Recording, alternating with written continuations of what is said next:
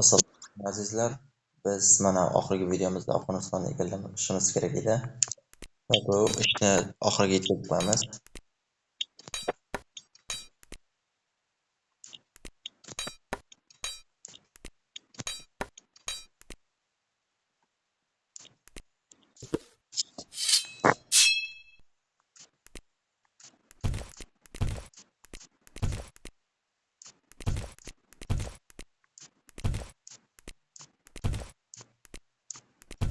Mana jangga kirishdik.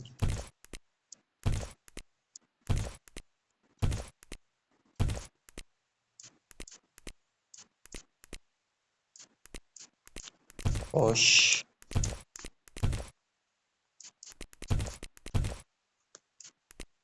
jang avjiga chiqyapti.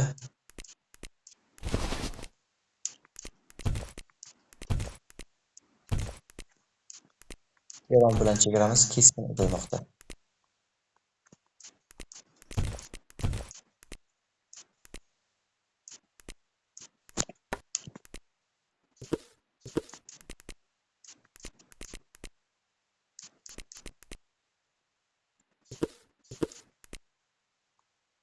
Mana inflyatsiya paydo bo'ldi bizda. Sabab nimaga? Sabab juda ham tez urush olib borganimiz hamda aholining kamayib ketganligi, undan tashqari iqtisodning so'nganligi. Buning oldini olish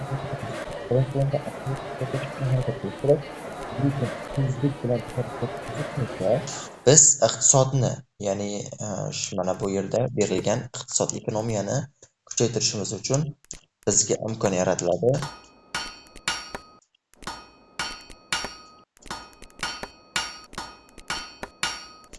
Shuning uchun bor pulimizni iloji boricha ko'proq iqtisodga, ya'ni iqtisodni rivojlantirishga tikishimiz kerak, ya'ni investitsiya bu.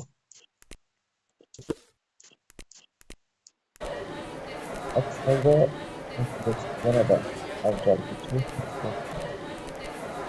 va rivojlangan davlatlarning yana bir eng yomon taraflardan biri bu yerda inflyatsiya urushdan so'ng paydo bo'ladi va davlatni ich-ichidan yemiradigan yagona va juda ham og'riqli masalalardan biri hisoblanadi. Buning yechimini topish ham o'ziga yarasha muammoli ishdir. Xo'sh, yana bizda bir texnologik, ya'ni bo'lim mavjud. Ya'ni men bu yerda NKM, ya'ni tarjimasini aniqini bilmayman, lekin bizga tushadigan daromadlarning soliq miqdorini ko'paytirishimiz mumkin bo'ladi. Qanday qilib? Mana bu yerda konstruksiyalar qurishimiz kerak, lekin bizga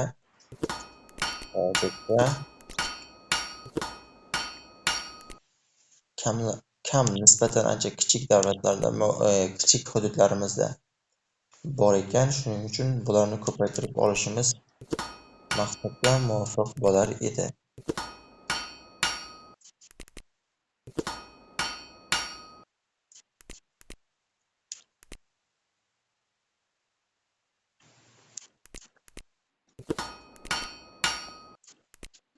Xo'sh, endi iqtisodga nazar tashlaydigan bo'lsak, bizda eng yuqori iqtisodiy ko'rinishlar bilan Samarqand turibdi va 257 ming.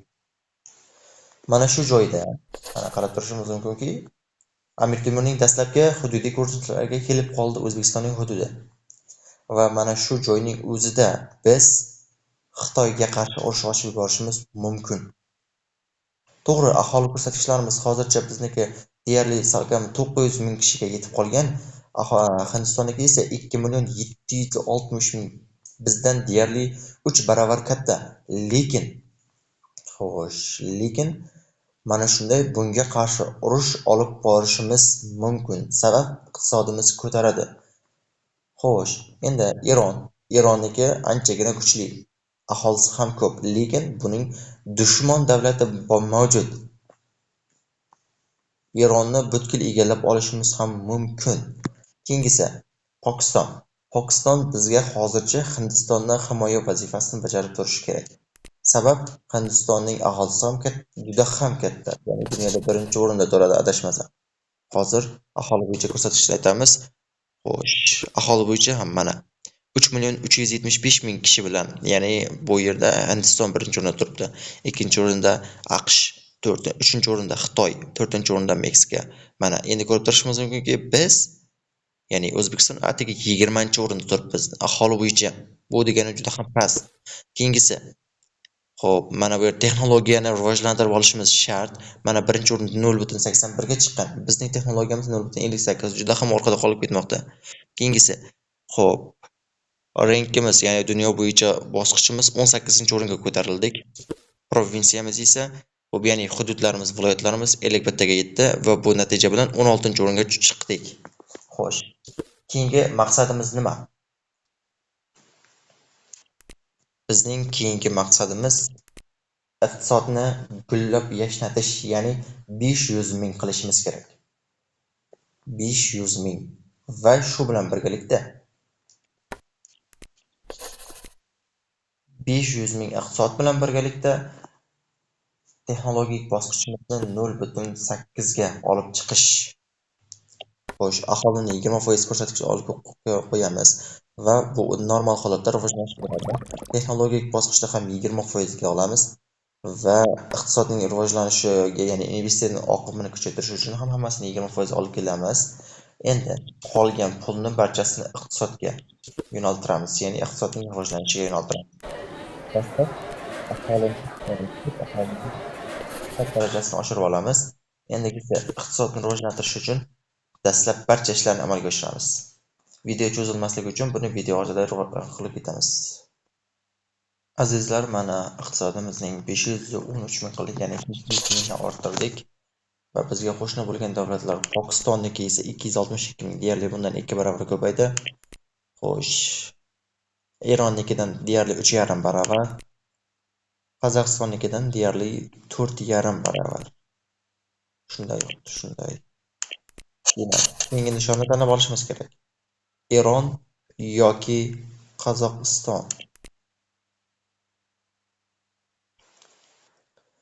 Eron yoki Qozog'iston.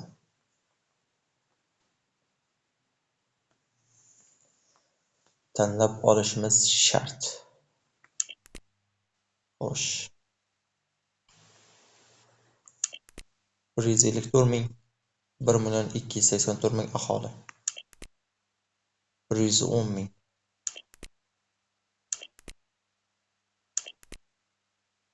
Biz demak Eron bilan urushamiz. Chunki uning yana bir dushmanlari mavjud. Sabab ular bitta bizga emas, boshqa dushmanlar bilan ham e'tiborini chalg'itadi. Demak, biz pul jamg'arib olishimiz kerak, kamida 500 ming pulimiz bo'lishi kerak. Ya'ni zaxira holida. Bu hozirda bizda 90 ming bo'ldi. Saudiyaga biroz pul beramiz. Aks holda yetkazib qo'yish hech gap emas.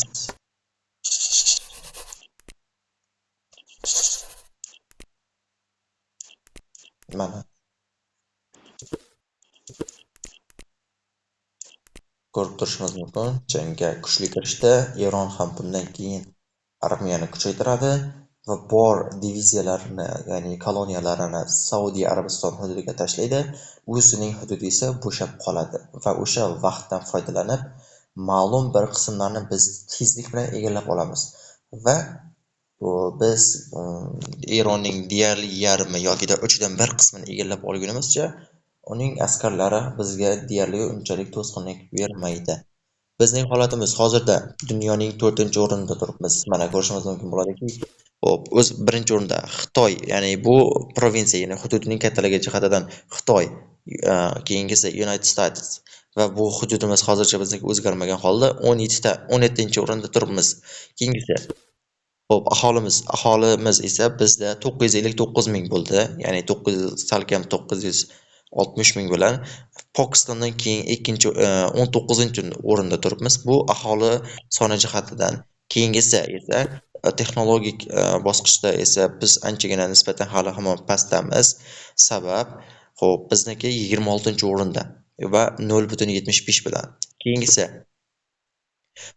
Rank bo'yicha xo'sh, United States'niki, ya'ni AQShniki 530, Yaponiya 452, Meksika 426 va O'zbekiston 407 bilan xo'p 4-o'rinda turibmiz. Ya'ni bu Osiyo mamlakatlari, ya'ni AQSh bilan aloqasi bo'lmagan Osiyo davlatlari ichida 1-o'rinda yoki turkiy dunyoning 1-o'rinda yoki islom olamida 1-o'rinda deb ayta olamiz va O'zbekiston dunyoni titratmoqda.